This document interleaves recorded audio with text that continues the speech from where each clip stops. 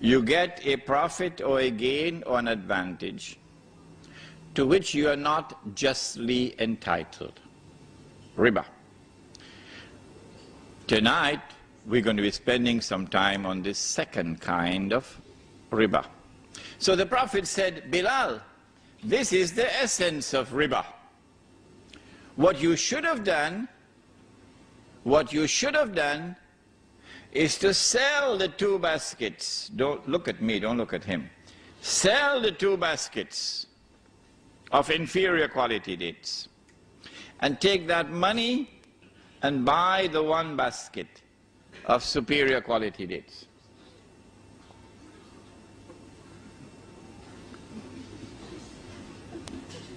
And so they had equal value. Equal value. And so it was haram to exchange 2 baskets of dates for 1. It was riba.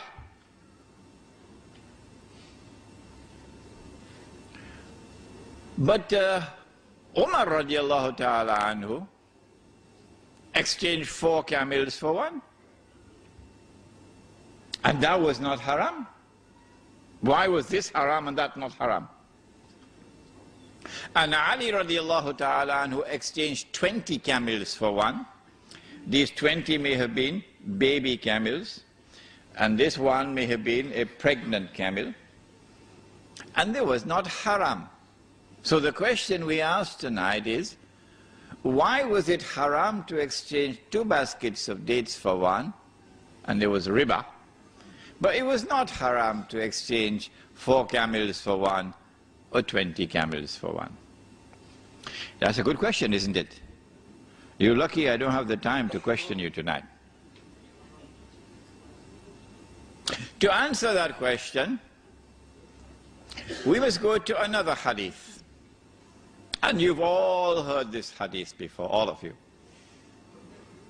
It is in Sahih Bukhari.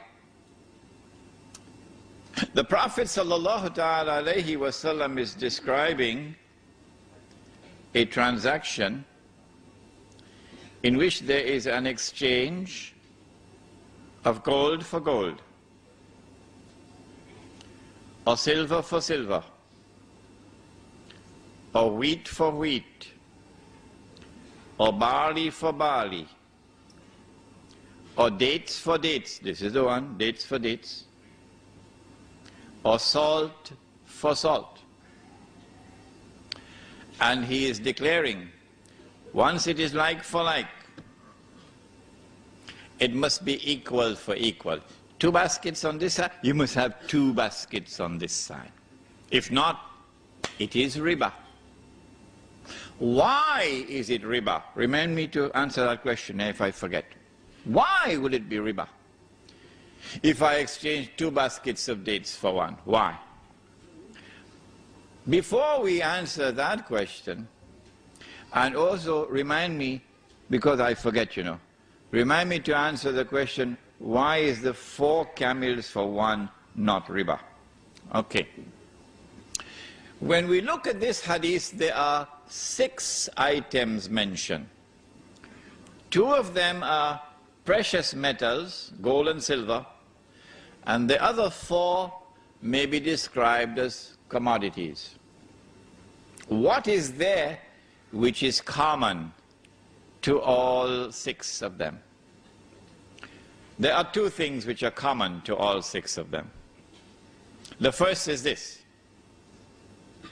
that all 6 were used as money in the market in Medina.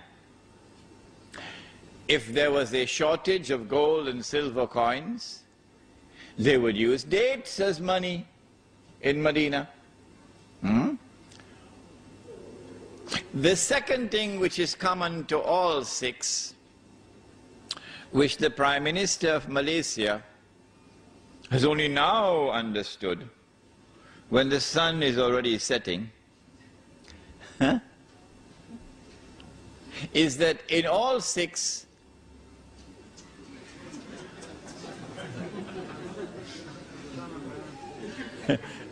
In all six, the value of the money is in the money. In other words, in all six, the money had intrinsic value. I heard with my own ears the Prime Minister of Malaysia say a few years ago, of course he's going to be embarrassed now to be reminded of it. He said, money has no intrinsic value. Now he's backpedaling because now he's beginning to learn a little thing from us who are teaching this subject for years now. And so the two things which are common are, number one, all six were used as money. And number two, in every case, the money had intrinsic value. Welcome, brothers and sisters, to Sunnah money. You never heard of it before. You heard about the Sunnah, it's the beard. You heard about Sunnah, Salat. But you never heard about Sunnah money before. First time. What is Sunnah money? Sunnah money is either precious metals or commodities. And Sunnah money is money which has intrinsic value. I leave behind me two things. So long as you hold on to them, you will never go astray. The Book of Allah and my Sunnah. And this is also his Sunnah. And we've abandoned it today. This is riba. We will explain to you how it is riba. We've abandoned what we had as Sunnah money and replaced it with riba. We'll explain to you how. But wait a minute. This money, which is Sunnah money, is it also in the Quran? I mean, did we abandon the Quran as well? Oh, that would be terrible. So let's go to the Quran and see. When Yusuf alayhi salam was in the well, you shaking your head? Okay, he was in the well. The travelers came, fished him out of the well, and they took him to Egypt and they sold him. Surah Yusuf. وَشَرَوْهُ بِثَمَنٍ بَخْسٍ دَرَاهِمَ مَعْدُودَةٍ. And they sold him for a few measly dirhams. What is this word dirham? A dirham is a silver coin, precious metals. And then there is this ayah also in the Quran, in Surah Ali Imran, where Allah subhanahu wa ta'ala addresses the double standards of the Jews. And remember, it is not Imran Hussein who is speaking, it is Allah subhanahu wa ta'ala. So if they want to arrest anyone, they will have to arrest Allah subhanahu wa ta'ala.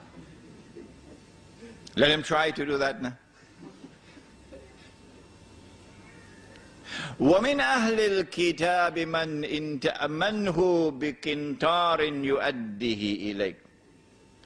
And amongst the Ahlul Kitab, here it is the Jews, there are those who, if you entrust them with a qintar, 1,200 gold coins, it's about 350,000 US dollars. Could you kindly keep this for me safely? When you want it back, they will return it to you. Why? Because you're a Jew. وَمِنْهُمْ مَنْ تَأْمَنْهُ بِدِينَارٍ لَا يُؤَدِّهِ إِلَيْكَ. But amongst them there are those who, if you give him a dinar, a gold coin, could you kindly keep this safely for me? When you want it back, you can't get it back.